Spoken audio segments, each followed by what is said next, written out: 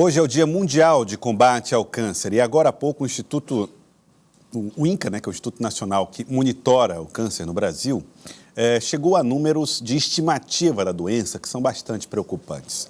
Para que você tenha uma ideia, aqui em Teresina a quantidade de cânceres são muito fortes, a possibilidade é muito grande. Nós temos um gráfico que aponta um pouco para a possibilidade do câncer no Brasil. 625 mil casos novos no Brasil, com 50,3% para mulheres, 49,7% homens. Então, serão 226 mil mulheres do Brasil que terão câncer, 224 mil homens. Me chamou a atenção nos dados os números também da cidade de Teresina, onde você tem uma grande quantidade de cânceres atribuídos aos homens, que são os campeões em câncer, que é o câncer de próstata.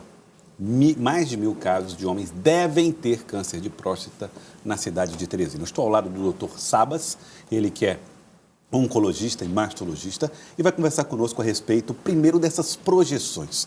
Dr. Sabas, boa tarde. Os números são preocupantes, Dr. Sabas?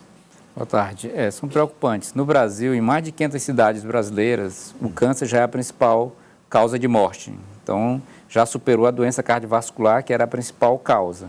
E essa incidência continua aumentando, tanto pela industrialização do país, como pelo aumento da idade da população. Pela industrialização? Qual é a relação entre industrialização e o câncer? Então, quanto mais industrializada é uma região, mais a população come alimentos processados e alimentos industrializados com aditivos químicos e substâncias cancerígenas. Por exemplo, que alimentos são esses? Refrigerante, enlatados, embutidos, todos esses embutidos tipo salame, tudo isso contém substâncias cancerígenas. Para você ter uma ideia, a mulher do Acre ela tem cerca de 10 vezes menos câncer de mama do que a mulher do Rio Grande do Sul. 10 vezes menos? Isso. Qual é a diferença nessas duas populações? Não é genética, é um modo como elas se relacionam com o meio ambiente e o que elas comem.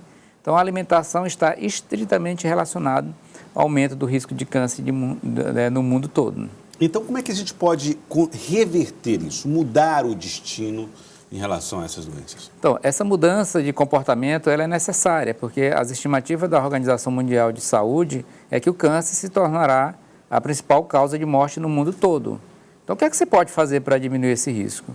Um fator fundamental é a atividade física, manter uma atividade física regular, preferência 6 vezes por semana, e a alimentação, evitar açúcar, carne vermelha, gordura, fritura, enlatados, embutido, refrigerante.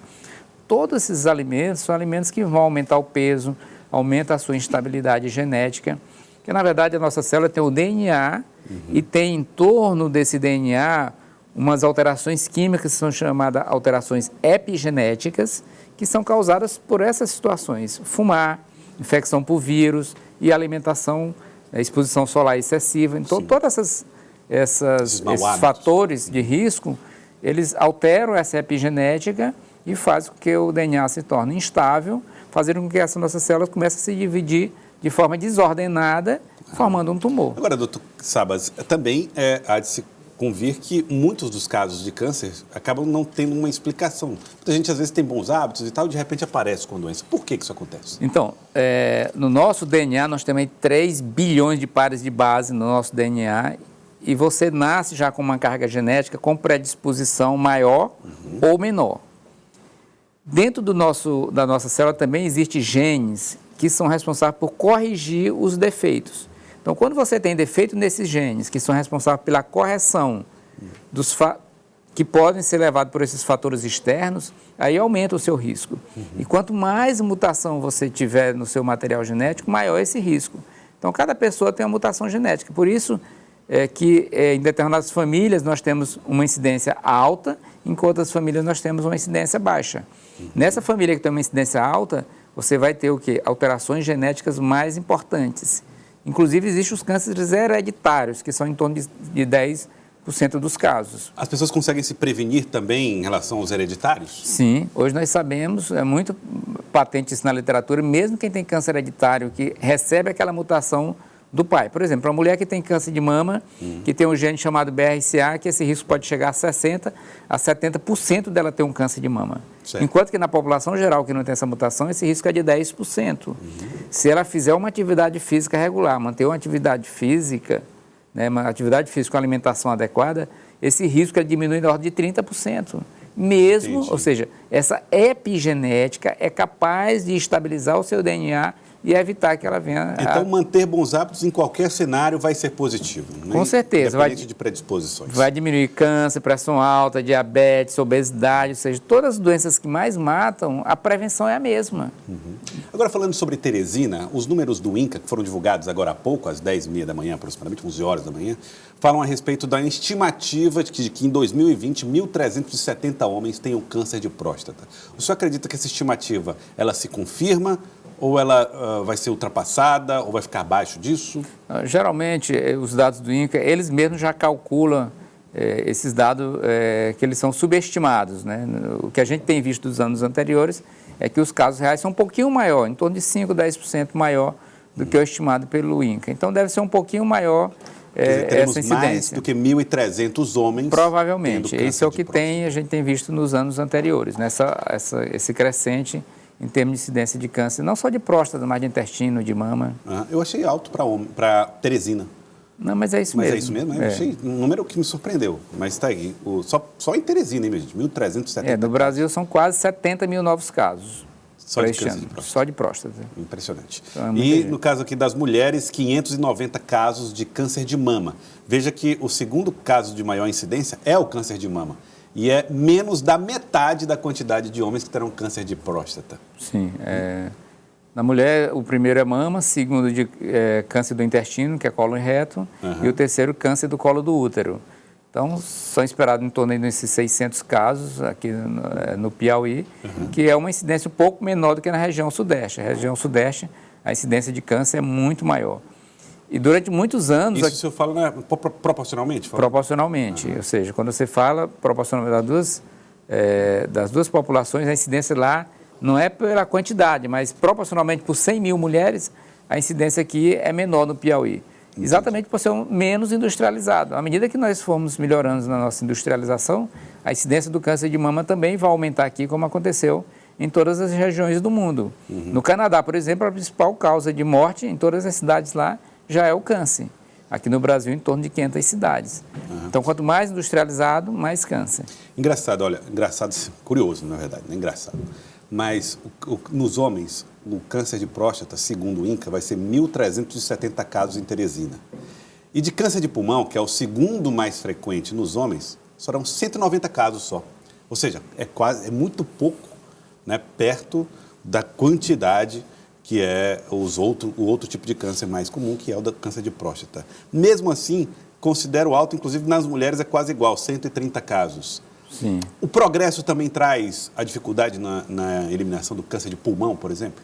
Sim, o pulmão, o Brasil tem feito muito bem a sua tarefa de casa, que é diminuir a quantidade de pessoas que fumam, né, pelas campanhas que foram feitas ao longo dessas últimas décadas. Né? Antigamente se andava dentro de um avião e tinha área de fumante e não fumante. Um restaurante tinha área fumante e não fumante. Isso acabou. Isso constrangeu um pouco as pessoas, aumentou também o preço em termos de impostos. Então, a quantidade de pessoas que fumam no Brasil hoje é menor. Então, isso a gente espera que ao longo do tempo essa incidência de câncer de pulmão diminua um pouco. As mulheres começaram a fumar mais tarde, então essa diminuição na incidência de câncer de pulmão na mulher a gente não observa ainda. Por quê? Porque elas começaram a fumar mais tarde. Os homens já estão numa descendente em termos de incidência da quantidade de pessoas que fumam. E o câncer... pois não. O câncer de pulmão é um câncer que ele é muito subdiagnosticado, ou seja, não existe um exame que a gente recomenda para diagnosticar precocemente câncer de pulmão, como existe para câncer de mama, por exemplo. Então, muitos pacientes são diagnosticados em estadios avançados e tem um tumor que tem uma sobrevida muito baixa, ou seja, os doentes que são diagnosticados com câncer de pulmão, a chance dele estar vivo em 5 anos é muito baixa. Então, é importante que a gente leve para as escolas e os professores encabecem isso, de estimular os nossos alunos realmente a não fumarem. Muito importante isso. E o câncer de pele, que a gente imagina seria o mais frequente aqui em Teresina, por conta da natureza, sol, calor e falta de proteção, deve ser só apenas 20 casos. Achei pouco. Não, acho que esse dado aí tem alguma coisa que não está batendo. O câncer de pele, na verdade, ele é o mais frequente... Melanoma? Está aqui, ó. Mas esse é o melanoma, porque o melanoma, é isso. O melanoma é um tumor de pele, que é um tumor mais agressivo, que ele é colocado separado. Mas o câncer de pele, ele representa mais ou menos 1/3 dos casos de câncer no Brasil. Em torno de 28% a 30% dos cânceres, não só aqui no Piauí, mas no Brasil de uma forma geral, são cânceres de pele não melanoma, porque ele classifica em dois, que é o não melanoma e o melanoma, que é um câncer mais agressivo. Realmente a incidência de melanoma é muito baixa aqui no nosso meio. O melanoma é baixo. É baixa, muito tá baixa. Aqui, muito baixa, 20 casos apenas. Isso, muito pouco. O pele não melanoma, 1.350 Isso, casos. Aí então, agora está aqui, está certo. Então agora chegamos no número correto, doutor.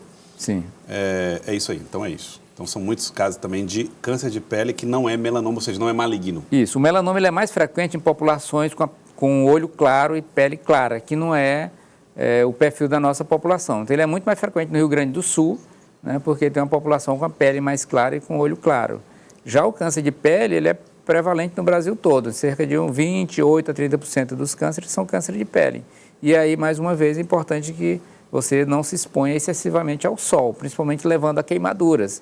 Então, às vezes a gente vê criança na praia e aquela queimadura na infância ela é a mais perigosa. Ali o DNA é muito instável. Quanto mais jovem essa criança tem uma queimadura solar, maior o risco dela vir a desenvolver um câncer no futuro. Tá aí, ficam as dicas também para nós, hein, gente? Nós estamos aí, você que está acompanhando, essas informações são muito importantes para a prevenção do câncer. Doutor Sabas, muito obrigado pela participação aqui conosco. Seja bem-vindo sempre, tá bom, doutor Sabas? Eu que agradeço.